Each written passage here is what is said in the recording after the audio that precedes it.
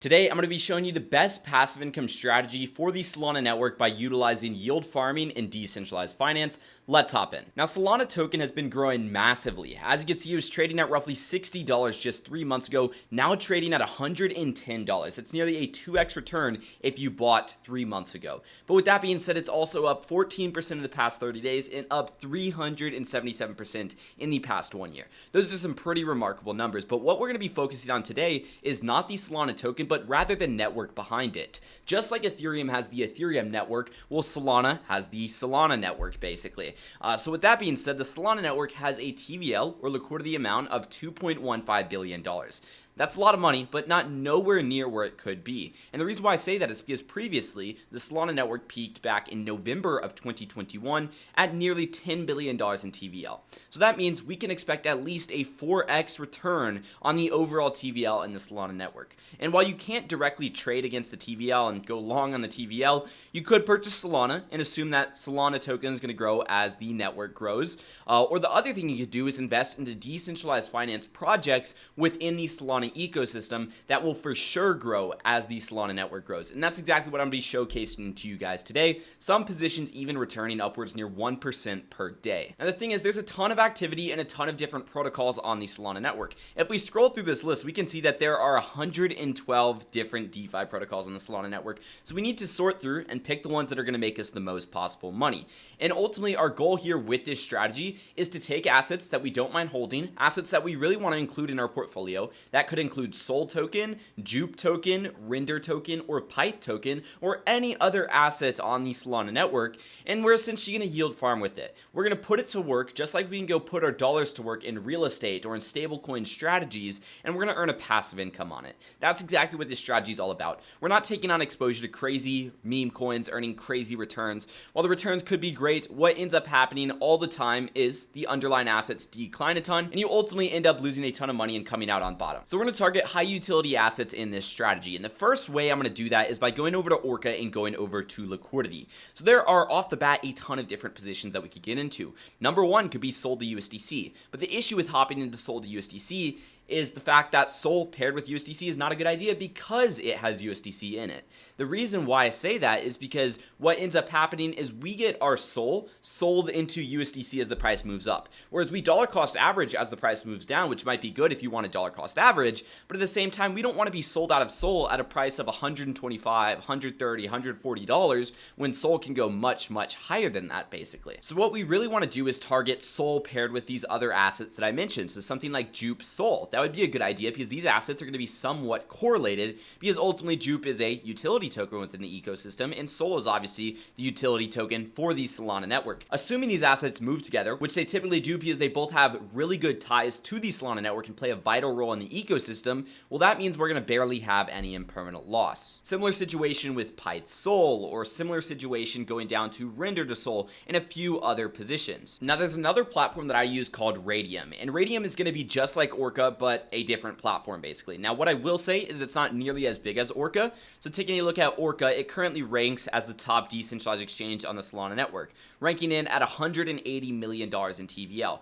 Radium, it's up there, but it's at $150 million in TVL. But typically the returns and the volume are better over on Orca specifically. And the reason why is because a lot of people prefer to trade on Orca, and since it has more liquidity, anybody using an aggregator like Jupiter Exchange is essentially getting routed through Orca. But heading over to Radium, we can go over to Concentrated. And once we're on here, we're going to pick the same exact pools that we would pick over on Orca. We want to find high utility assets and essentially pair them with Sol basically. So I'm going to go ahead and go over that on Orca because that's the platform that I have been using. I personally have only used Radium once in the past. I had a good experience, but at the same exact time, yields are typically better on Orca. As you can see, I'm currently in Pyth Sol, which is doing 310% per year. I'm also in Rendered Sol, which is doing 100% per year. I have $11,000 allocated here, which has so far earned me $984 over the past month or so, and then I also have $9,600 allocated here, which has earned me about $370 in the past 1 to 2 weeks or so.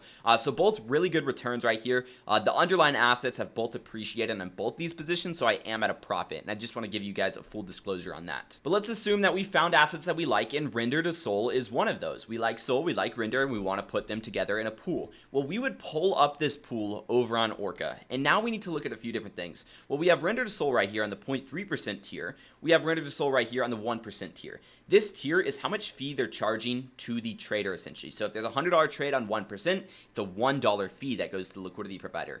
On 0.3%, it is a 30-cent fee that goes to the liquidity provider.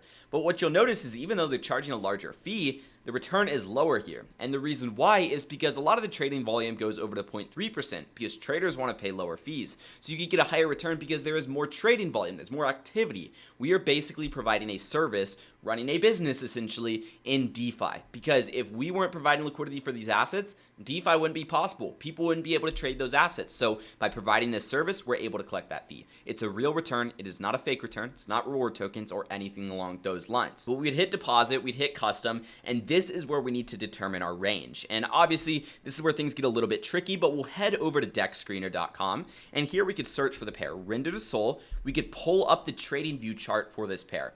Now, it's very important. Right now, we're looking at how many dollars per render token. We want to look at how many SOL tokens per render token. And you'll notice I've got my range mapped out right here already. So I'm going to go ahead and utilize that range. Let's assume 0.055 and 0.085. And let's go and look at exactly what that's going to be like. So that's going to get us roughly a 131% APR over the course of the next 365 days. Now, what I will say is this is not guaranteed.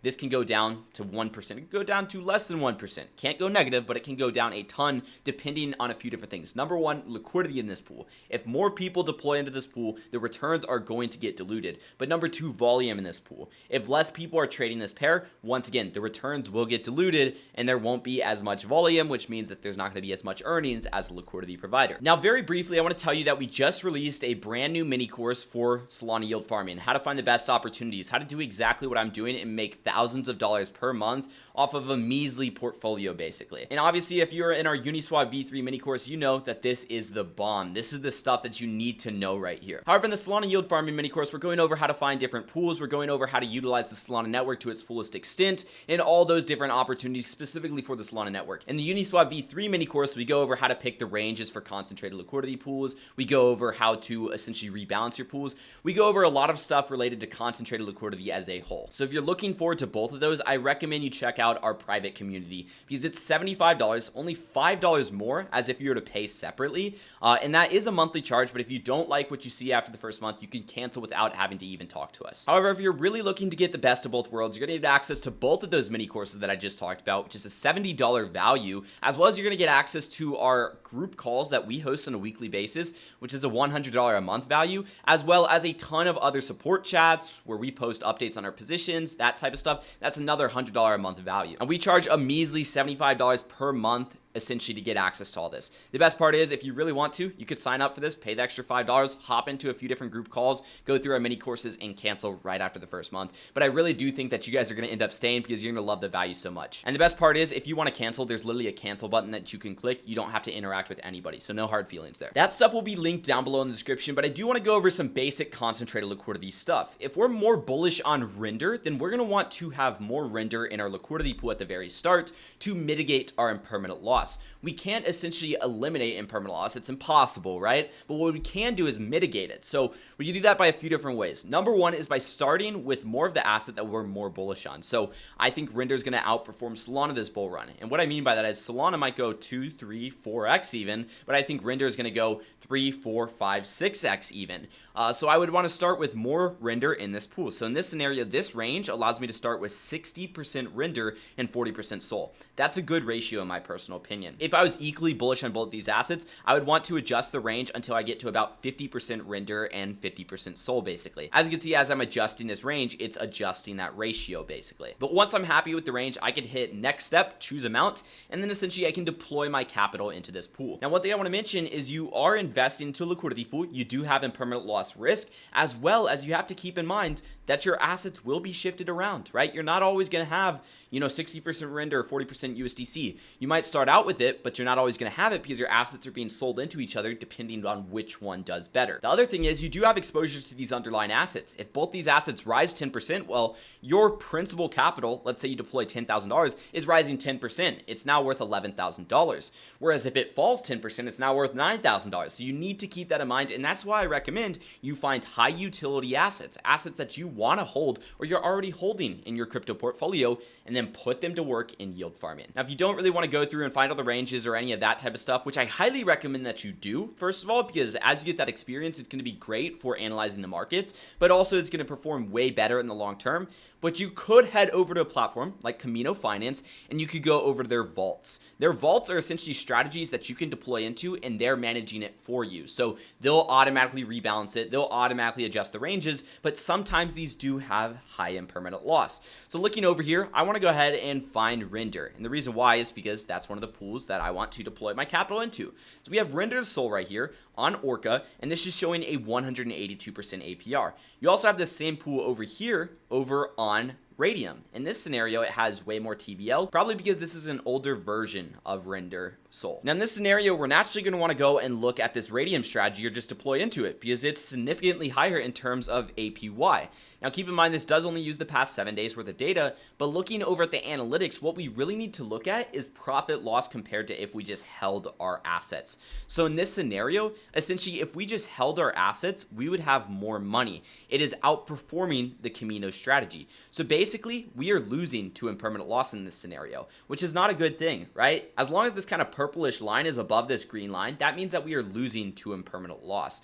So I probably wouldn't want to deploy into that. And if we go and we take a look over at the Orca one, and we look at the analytics of this, we could do the same exact analysis. As long as this purple line is above the green line, that means that we are losing to impermanent loss. What this is saying is if we held our initial ratio of assets in our wallet, we would be up 57% from now. Whereas if we held in the Camino strategy, where it's automatically managed, the liquidity pool, we would only be up 41%. So it literally would have been easier and better to just hold our assets in the market, basically. That's what this is saying, which is why I like to manage my pools myself, choose the ranges myself, because I have complete control and I could factor in different fundamentals and everything like that. Let me go ahead and show you a few different concentrated liquidity pools that I'm currently in. So I've been in this wrap Bitcoin Dematic position for roughly 90 days by now. And as you can see, I have $260 in unclaimed fees, but I've already claimed roughly $2,000 in overall fees, which is pretty cool. So this position has done very, very well. And I initially deployed $15,000, and that's currently worth nearly $19,000, and I haven't done any compounding.